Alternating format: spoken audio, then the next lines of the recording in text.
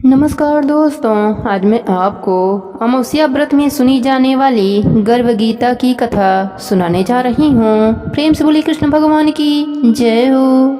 अर्जुन ने पूछा, हे कृष्ण भगवान, यह प्राणी जो गर्भवास में आते हैं वह किस दोष के कारण आते हैं? हे प्रभु जी, जब यह जन्मता है तब इसको जरा आदि लोग लगते हैं, फिर मृत्यु होती है। हे स्वामी, वह कौन सा कर्म है जिसके करने से प्राणी जन्म मरण से रहित हो जाता है?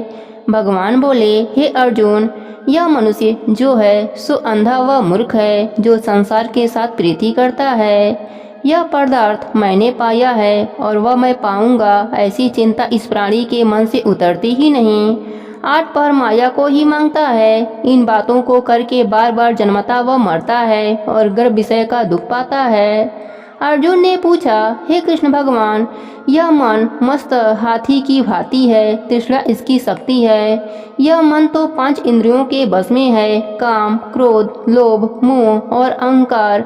इन पांचों में अहंकार बहुत बली है, सो कौन यत्न है जिससे मन बस में हो जाए?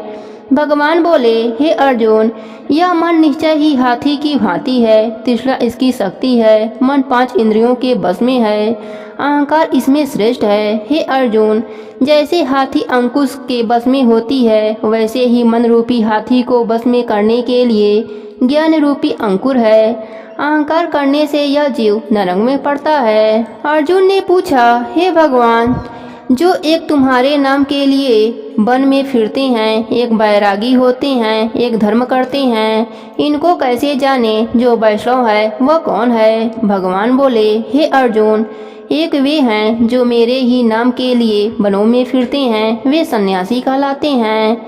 एक वे हैं जो सिर पर जटा बांधते हैं और अंग पर भस्म लगाते हैं, उनमें मैं नहीं हूँ, क्योंकि इनमें अहंकार है। इनको मेरा दर्शन दुर्लभ है। अर्जुन ने पूछा, हे भगवान, वह कौन सा पाप है जिससे स्त्री की मृत्यु हो जाती है? वह कौन सा पाप है कि जिससे पुत्र मर जाता है? और नपुंसक कौन से पाप से होते हैं? भगवान बोले, हे अर्जुन, जो किसी से कर्ज लेता है और देता नहीं, इस पाप से उसकी स्त्री मर जाती है। और जो किसी की अमानत रखी हुई वस्तु पचा लेता है, उसके पुत्र मर जाते हैं।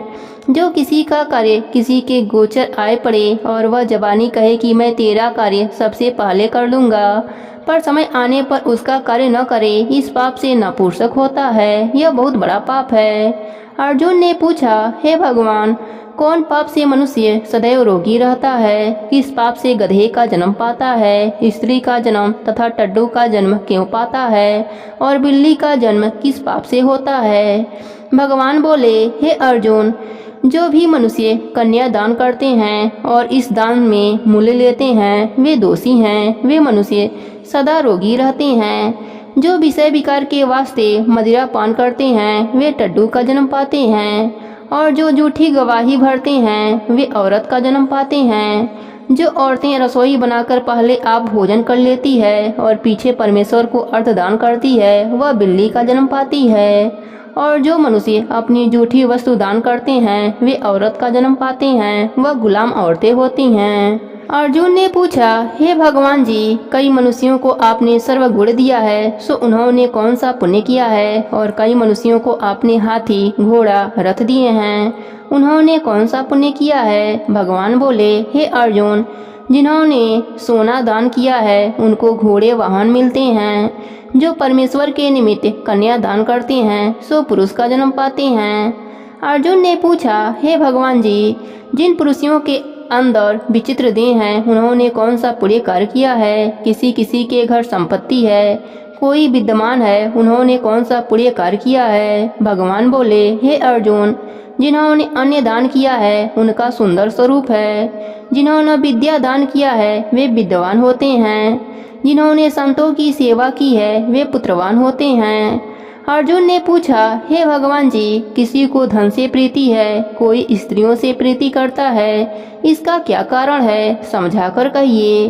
भगवान बोले, हे अर्जुन, धन और स्त्री सब नाश रूप है, मेरी भक्ति का नाश नहीं है। अर्जुन ने पूछा, हे भगवान जी, यह राजपाट किस धर्म के करने से मिलता है? विद्या कौन सा धर्म करने से मिलता है? भगवान बोले, हे अर्जुन, जो प्राणी काशी में निष्काम भक्ति से तप करते हुए देह त्यागते हैं वे राजा होते हैं, और जो गुरु की सेवा करते हैं वे विद्वान होते हैं। अर्जुन ने पूछा, हे भगवान, किसी को धन अचानक बिना किसी परिश्रम से मिलता है, सो उन्होंने कौन सा पुण्य कार्य किया है? भगवान बोले, हे अर्जुन, जिन्होंने गुप्त दान किया है उनको धन अचानक ही मिलता है। जिसने परमेश्वर का कार्य और पराया कार्य संवारा है वे मनुष्य रोग से रहित होते हैं। अर्जुन ने पूछा, हे भगवान, कौन पाप से अम्ली होते हैं और कौन पाप से गूंगे होते हैं और कौन पाप से कुष्ठी होते हैं? भगवान बोले, हे अर्जुन, जो आदमी नीच कुल की स्त्री से गमन करते हैं वह अम्ली होते हैं। जो गुरु से विद्या पढ़कर मुकर जाते हैं सो गूंगे होते हैं। जिन्होंने गौ घात किया है वे कुष्ठी होते हैं। अर्जुन ने पूछा, हे भगवान, जिस किसी पुरुष की देह में रक्त का विकार होता है वह किस पाप से होता है और दरिद्र होते हैं? किसी को खंड वायु होती है और कोई अंधे होते हैं तो कोई पंगु होते हैं, सो कौन पाप से रहित होते हैं?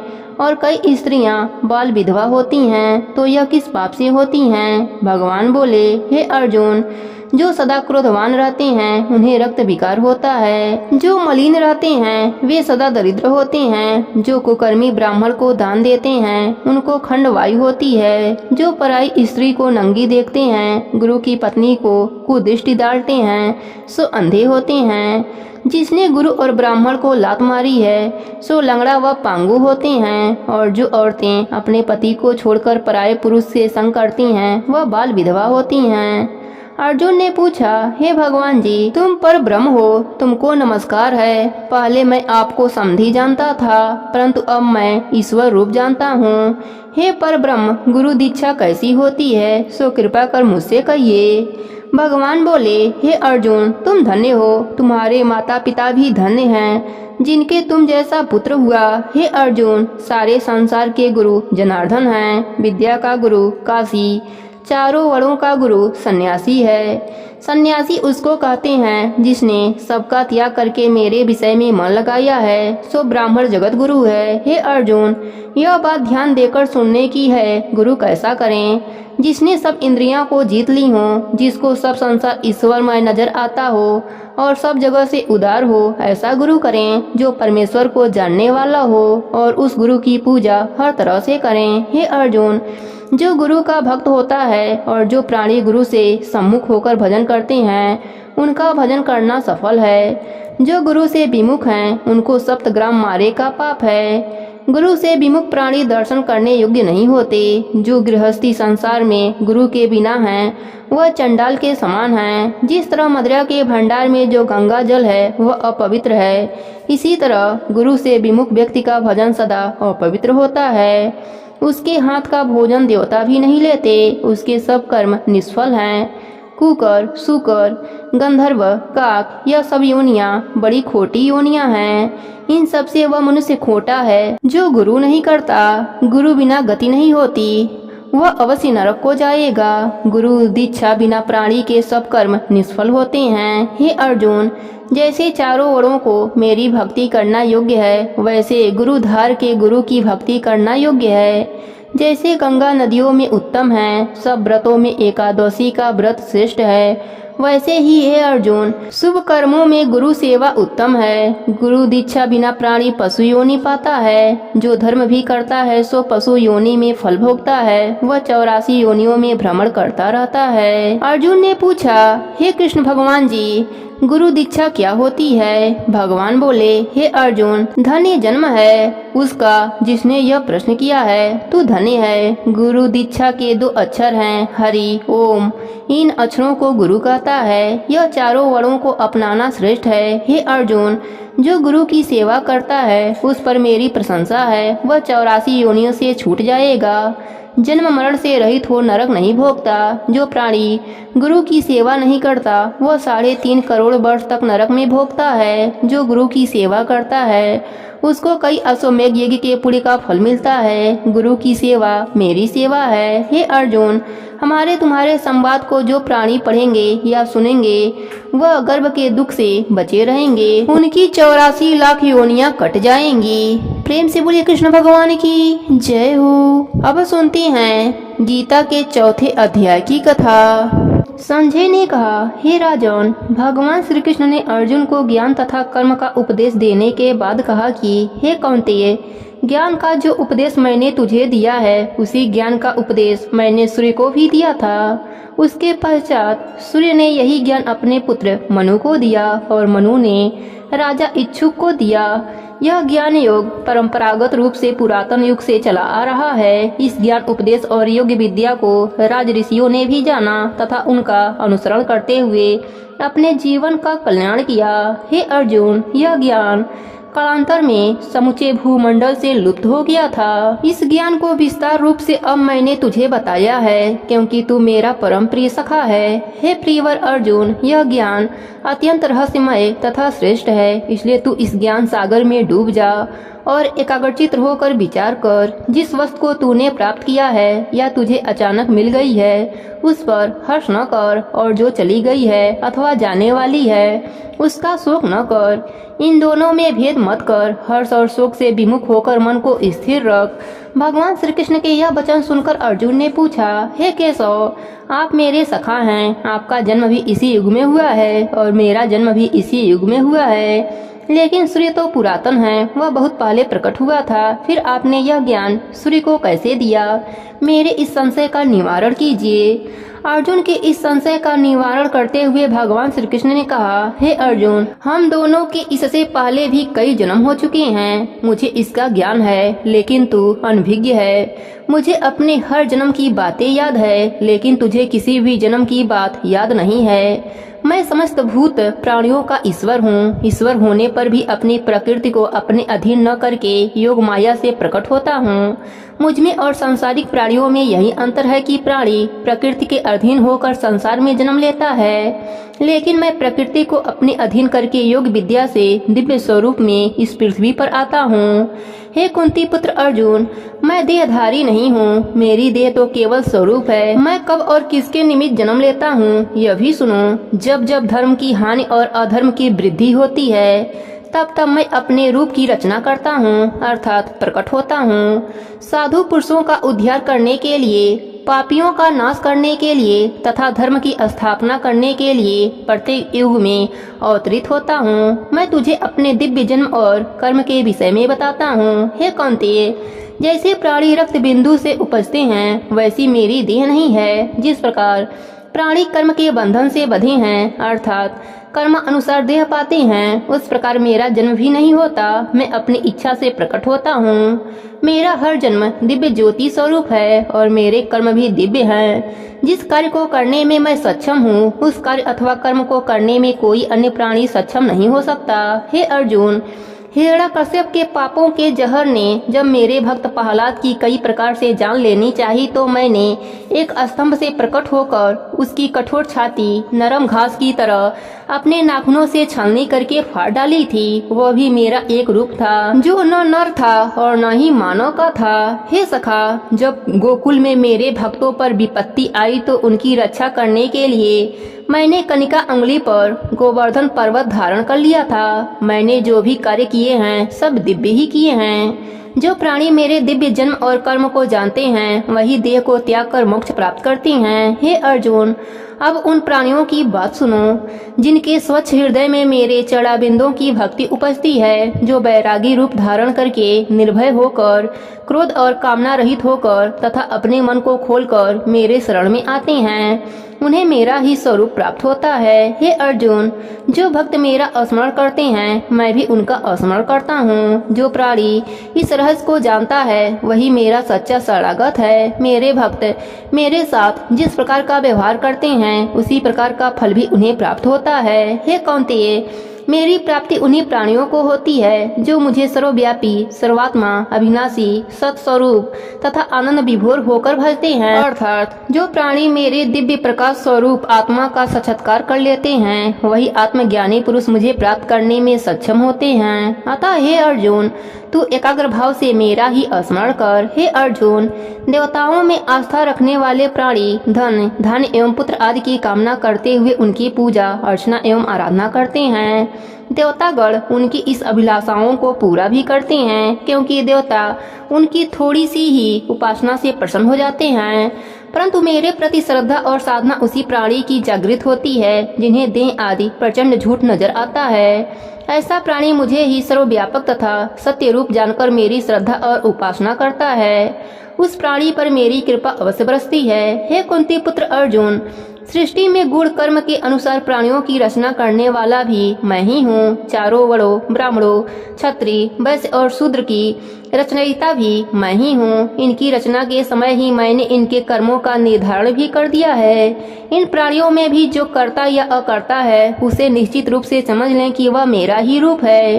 प्राणियों के माध्यम से कर्म को करने वाला होने पर भी मैं कर्मों के बंधन में नहीं बंधता, क्योंकि कर्म फल के प्रति मेरी कोई कामना नहीं होती। इसलिए जो प्राणी मुझे तत्व से जानता है, वह भी कर्मों के बंधन में नहीं बंधता। इसलिए हे अर्जुन, अपने पूर्वजों का अनुसरण करते हुए तू भी कर्म कर। भगवान श्री कृष्ण के मुखराबिंद से बार बार कर्म करने की बात सुनकर अर्जुन ने पूछा, हे देवकी नंदन, आप बार बार मुझे कर्म करने के लिए प्रेरित कर रहे हैं, लेकिन कर्म क्या है यह तो बताइए।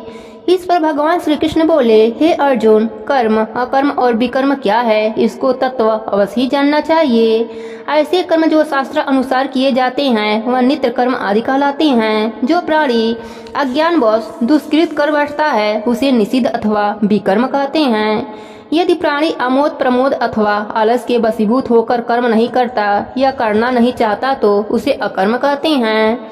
जो प्राणी अहम की भावना तिरस्कृत करके कर्मों में कर्म के भाव को नहीं देखता, अज्ञानी से अज्ञानी के कर्मों पर भी ध्यान नहीं देता, अर्थात उसके क्रियाकलापों को देखते हुए भी अनदेखा कर देता है, वह पुरुष सत्कर्मी कहलाता है। हे धनंजय, यह तो मैंने कर्म करने की बात कही, अब आगे सुन। जो प्राणी मेरी महिमा जानने का अभिलाषी है और मेरे प्रति उसके मन में ज्ञान उपजा है, उस ज्ञान के द्वारा किसी प्रकार का कर्म नहीं उपजता है। जो काम क्रोध से रहित है और ज्ञान की प्रचंड ज्वाला से जिनके सब कर्मों को जला डाला है, ऐसा प्राणी विवेकी पंडित कहलाता है। फिर वह ज्ञानवान प्राणी कैसे हुआ, जिसने सभी कर्मों व कर्म फलों को त्याग दिया है। हे अर्जुन, उस ज्ञानवान प्राणी ने ज्ञान रूपी अमृत का पान कर लिया है। ऐसे प्राणी को कर्म की क्या आवश्यकता है।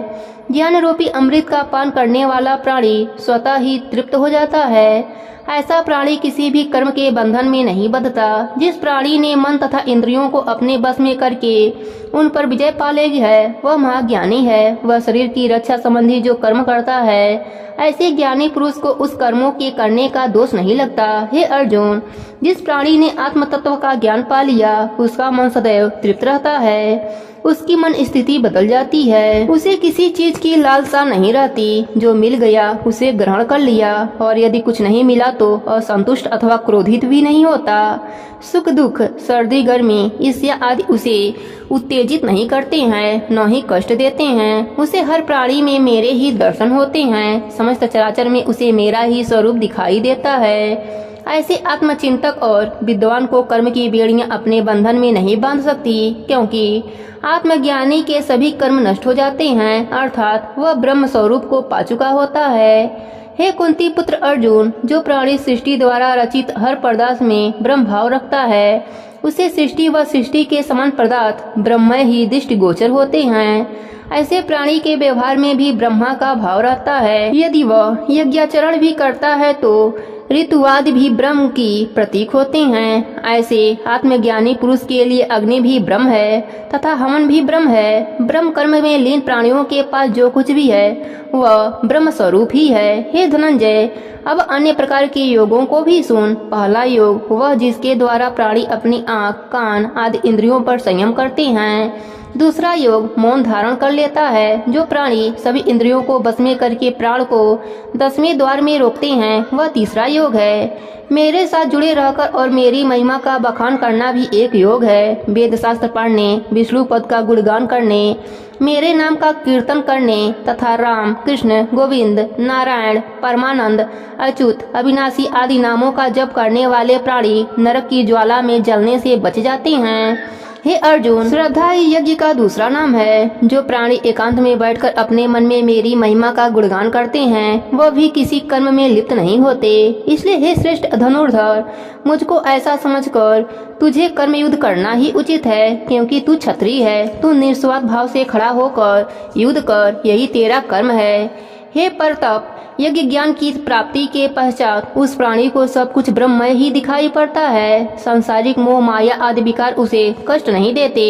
ऐसे प्राणी की मुझ सच्चिदानंद में प्रीति बढ़ती है। हे अर्जुन, यदि उस प्राणी के द्वारा ज्ञान अज्ञान बस कोई पाप कृत होता है, तब भी उसका दोष उसे नहीं लगता। उसके सभी पाप समूह भस्म हो जाते हैं। हे पार्थ, सृष्टि में ज्ञान के समान पवित्र कर्ता अन्य कुछ भी नहीं है। जिसे यह ज्ञान प्राप्त हो जाता है, उसमें समत्व भाव का उदय हो जाता है। जिसका हृदय पवित्र होगा, उसी को इस ज्ञान की प्राप्ति होगी। उसी की आत्म तत्व के ज्ञान में लाभान्वित होंगी। हे अर्जुन, इंद्रियों पर संयम रखने वाला और निष्कंटक मन वाला प्राणी ही ज्ञान प्राप्ति के बाद परम शांति पाता है। जो प्राणी श्रद्धाहीन, स्वाध्याय न करने वाला, सकालु प्रवृत्ति वाला और परमार्थ में विमुख होता है, उसे कभी भी सुख अथवा लाभ की प्राप्ति नहीं होती। जिस प्राणी ने अपना सर्वस्व मुझे अर्पित कर दिया है और जिसके संशय मिट गए हैं, वह कर्म बंधन में पड़ने योग्य नहीं होता। अतः हे अर्जुन, तू भी सुबुद्धि रखते हुए अज्ञानतावश हृदय में उत्पन्न हुए संशय को ज्ञान रूपी तलवार से काट डाल और युद्ध के लिए खड़ा हो जा। यहीं पर चौथे अध्याय की कथा समाप्त होती है। प्रेम से बोले कृष्ण भगवान की जय हो। अब सुनते हैं चौथे अध्याय का महात्म्य। भगवान विष्णु ने लक्ष्मी जी से कहा, हे प्रिय, गीता के चौथे अध्याय का नित्य पाठ करने वाला प्राणी यदि किसी अन्य व्यक्ति को स्पर्श भी कर देता तो उसको मोक्ष की प्राप्ति हो जाती है। लक्ष्मी जी ने उत्सुकता पूर्वक पूछा, हे नाथ, क्या गीता के चौथे अध्याय का नित्य पाठ करने वाले का स्पर्श पाकर कोई प्राणी मुक्ति पाई है? तब भगवान विष्णु ने कहा, हे लक्ष्मी, मैं तुम्हें पुरातन काल की एक कथा सुनाता हूँ। गंगा नदी के तट पर काशी नगर है। वहाँ एक मुनि का आश्रम था। वह नित्य प्रति गंगा में स्नान कर गीता के चौथे अध्याय का पाठ किया करते थे। तपस्या ही उनकी सबसे बड़ी पूजा थी। गीता के चौथे अध्याय का नित्य पाठ करने से उनका हृदय काफी कोमल और स्वच्छ हो गया था। एक दिन मुनि वन में गए। काफी देर तक चलने के कारण वह थक गए और एक स्थान पर रुक गए। वहाँ बेर के 2 वृक्ष थे। मुनि उसकी छाया में विश्राम करने हेतु बैठ गए। अधिक थकान होने के कारण शीघ्र ही उन्हें निद्रा आ गई। एक वृक्ष से उनके पांव लगे तथा दूसरे वृक्ष के साथ उनका सिर लग गया। वह दोनों वृक्ष पृथ्वी पर आ गिरे। उनके पत्ते सूख गए। कुछ देर विश्राम करने के पश्चात मुनि तो अपनी आगे की यात्रा पर चले गए, लेकिन बेर के दोनों वृक्ष पत्ते सहित गिरकर बिल्कुल सूख गए। कुछ दिनों के बाद ही दोनों बेर के वृक्षों ने कन्याओं के रूप में एक ब्राह्मण के घर जन्म लिया। बड़े ही पुण्य कर्मों से मानव देह मिलती है और वह भी ब्राह्मण कुल में। धीरे धीरे दोनों कन्याएं बढ़ने लगीं। बाल्य अवस्था में ही उन्होंने घोर तपस्या करनी शुरू कर दी। जब वे दोनों विवाह योग्य हुई तो ब्राह्मण को अपनी पुत्रियों के विवाह की चिंता सताने लगी। काफी खोजबीन के पश्चात जब ब्राह्मण को उनके लिए योग्य वर मिल गए तो दोनों पुत्रियों ने विवाह करने से इनकार कर दिया, क्योंकि उन्हें अपने पिछले जन्म की सभी बातें याद थी। उन्होंने अपने पिछले जन्म की सभी बातें अपने माता पिता को सुनाई और उनसे कहा कि वे उस मुनि से मिलना चाहती हैं, जिसके स्पर्श मात्र से ही उन्होंने उस अधम देह से मुक्ति पाकर मानव देह पाई है। उन्होंने अपने माता पिता से तीर्थ यात्रा पर जाने की आज्ञा मांगी। दोनों कन्याओं के माता पिता ने उन्हें आज्ञा प्रदान कर दी। तब उन कन्याओं ने अपने माता पिता की चरण वंदना की और तीर्थ यात्रा पर निकल पड़ी। कुछ दिनों की यात्रा के पश्चात वे दोनों बरसाना में पहुंच गईं। वहां उन्होंने जंगल में एक तपस्वी को देखा जो आंखें मूंदे अपनी तपस्या में लीन था। वह दोनों उस मुनि को पहचान गई, क्योंकि उनके स्पर्श से ही उन्हें मानव देह प्राप्त हुई थी। दोनों कन्याओं ने उन्हें साष्टांग प्रणाम किया और चरण वंदना करने लगीं। मुनि ने आंखें खोली तो सामने 2 कन्याओं को खड़े देखकर वह बोले, तुम कौन हो बालिके? तब उन कन्याओं ने अपना परिचय देते हुए कहा, हे मुनिवर, जब आपने हमें देखा था तब हम अधम देह में थे। वह मानव देह हमें आपके स्पर्श से ही प्राप्त हुई है। हम दोनों पिछले जन्म में बेरों के वृक्ष की योनि में थीं। एक दिन आप वन में आए थे और बहुत थके हुए थे, शायद छाया में कुछ देर विश्राम करना चाहते थे। अतः आप बेर के वृक्ष की छाया में आकर बैठ गए। आपके लेटते ही बेर के एक वृक्ष से आपका सिर लगा तथा दूसरे से आपके चरण लग गए। उसी क्षण हम बेर के उस वृक्ष की योनि से मुक्ति पा लिए और एक ब्राह्मण के घर जन्म लिया। हम ब्राह्मण कुल में पैदा होकर काफी सुखी हैं। आपकी कृपा और स्पर्श मात्र से हमने सद्गति पाई है। कन्याओं की बातें सुनकर मुनि बोले, मुझे तो यह याद नहीं। हे देवियों, तुम ब्राह्मण कुल में जन्मी हो, इसलिए मेरे लिए पूजनीय हो। बोलो, मुझसे क्या चाहती हो? मुनि के ऐसा कहने पर कन्याओं ने कहा, हे मुनि श्रेष्ठ, आप हमें गीता के चौथे अध्याय का फल का दान करें, जिसे पाकर हमारा जीवन परमार्थ को प्राप्त हो। मुनि ने कन्याओं की इच्छा जानकर उन्हें गीता के चौथे अध्याय का फल देते हुए कहा, हे ब्रह्म देवियों, तुम इस अध्याय का स्वच्छ मन से नित्य पाठ किया करो, इससे तुम्हें मोक्ष की प्राप्ति होगी। दोनों कन्याओं ने मुनि को प्रणाम किया और मुनि अपने आश्रम की ओर चल दिए। उस दिन से दोनों कन्याएं गंगा तट पर स्नान करने के पश्चात गीता के चौथे अध्याय का श्रद्धा से पाठ करने लगीं और मोक्ष को प्राप्त हुईं। कथा समाप्त करने के पश्चात भगवान विष्णु ने कहा, हे लक्ष्मी, गीता के चौथे अध्याय का महात्म्य बहुत श्रेष्ठ और कल्याणकारी है। जो प्राणी इस अध्याय का स्नान करने के पश्चात श्रद्धा से पाठ करता है, वह अवश्य मोक्ष को प्राप्त कर लेता है। प्रेम से बोलिए विष्णु भगवान की जय हो।